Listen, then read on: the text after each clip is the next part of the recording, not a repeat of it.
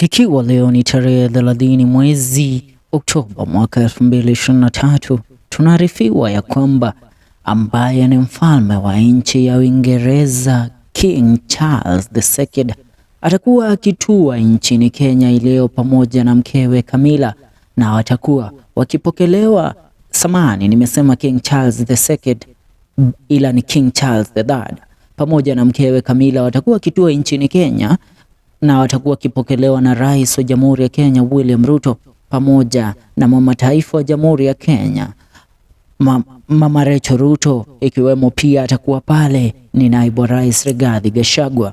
Kulingana na taarifa hizi ambazo zimetufikia kwa sasa ni kwamba watakuwa wakitua kwa ajili ya itakuwa ndio ziara yao ya kwanza kuweza kuifanya katika bara la Afrika, na wameamua watakuwa wakianzia hapa nchini Kenya kwa ajili ya historia ambayo nchi ya Uingereza pamoja na nchi ya Kenya inayo. Kumbuka alipata kuteuliwa kama malkia wa nchi ya Uingereza akiwa kwenye ziara yake hapa nchini Kenya, Queen Elizabeth ambaye alipata kutangulia, ndipo mwanawe King Charles III akapata kuchukua ushukani.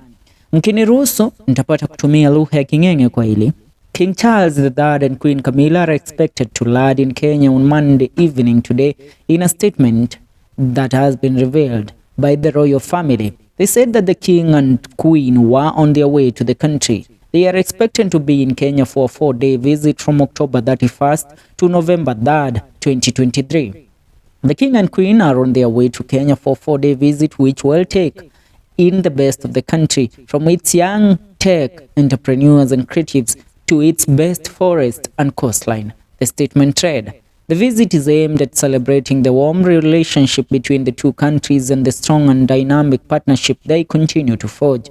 The King and Queen will visit Nairobi City County, Mombasa County and their surroundings. The program will reflect on how Kenya and the United Kingdom are working together to boost mutual prosperity, tackle climate change, promote youth opportunity and employment, advance sustainable development, and create a more stable and secure region.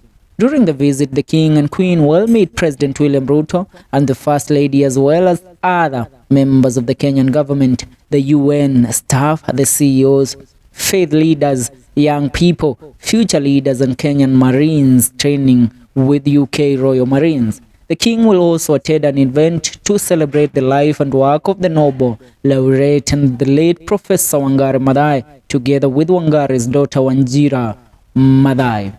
The visit will acknowledge the more painful aspects of the UK and Kenya's shared history, including the emergency of 1952 to 1960. The King will take time during the visit to deepen his understanding of the wrongs suffered in this period by the people of Kenya. Together, the King and Queen will tour a new museum dedicated to Kenyan's history and will lay wreath at the tomb of the unknown warrior to Uhuru Gardens, as well as visit the site of the Declaration of Kenyan's Independence in 1963. Ni hayo kulingana na ziara ya mfalme ambaye anatambulikana kama King Charles watatu wa nchi ya Uingereza pamoja na mkewe Camilla, ambao wanafanya ziara yao nchini Kenya kuanzia hapo kesho. Tuungane kwenye video zijazo. Jina langu